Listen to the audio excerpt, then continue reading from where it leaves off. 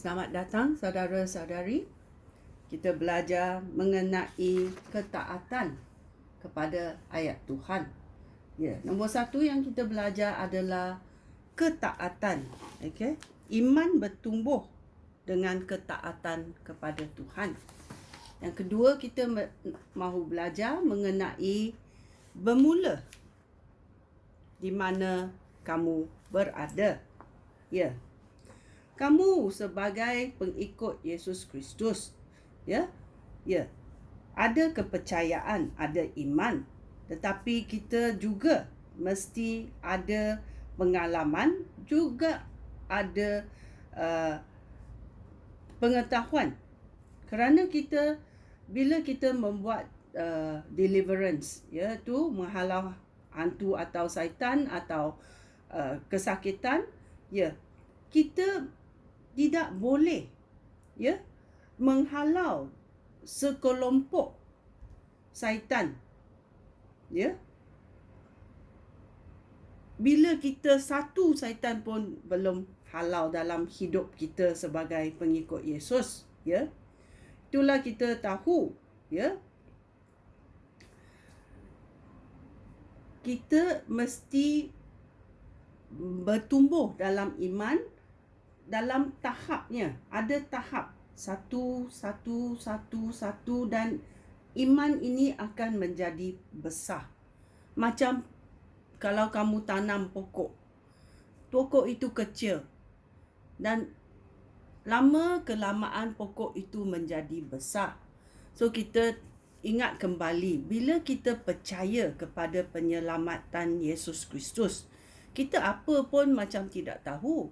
Dan bila kita belajar, belajar berita baik Alkitab, kita faham macam mana menjalani hidup ini dalam ayat Tuhan, dalam berhubung dengan Tuhan, bergaul dengan Tuhan, berdoa dan mendengar Tuhan. Ini akan iman kita akan bertumbuh satu hari. Sedikit-sedikit menjadi bukit. Kita juga tahu, Rasul Paulus, Rasul Paulus ini 14 tahun dia bertumbuh dalam iman, supaya dia pun boleh melakukan mujizat, boleh melakukan penyembuhan, boleh menghalau syaitan, roh jahat keluar. Kerana pada setiap kali kita membuat mentaati Tuhan, iman kita bertumbuh. Ini Rasul Paulus 14 tahun. Dia bertumbuh dalam iman, supaya dia boleh melakukan mujizat yang besar dengan kepercayaan Roh Kudus. Kerana Roh Kudus mahu melatih kita untuk percaya segala-galanya dalam apa yang dia boleh lakukan. Dalam Galatia babak 2 ayat 1, Paulus 14 tahun, kemudian dia kembali kepada Yerusalem bersama dengan Barnabas dan Titus turut menyertai mereka. Dia pergi kabarkan berita baik. Selepas 14 tahun dia balik ke Yerusalem untuk memberitahu rasul-rasul yang lain apa yang terjadi. So kita pun belajar. Tuhan panggil kita keluar. Kita mesti ada senjata-senjata untuk keluar.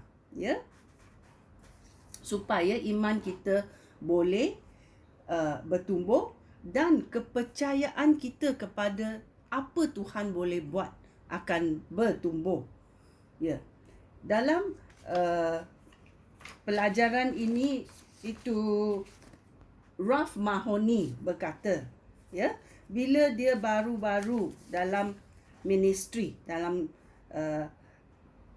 missionary dia buat dalam world map, ya. Dia dan isterinya, ya, kata kita mau hidup dalam iman, ya. Kita percaya kepada Tuhan, ya. Kita percaya kita boleh hidup RM8, ya, seminggu untuk keperluan kita, ya. Ralph Mahoney dan isterinya berkata dan percaya berjalan dalam iman, ya. Dan pada tahun-tahun yang berturut-turut iman mereka bertambah.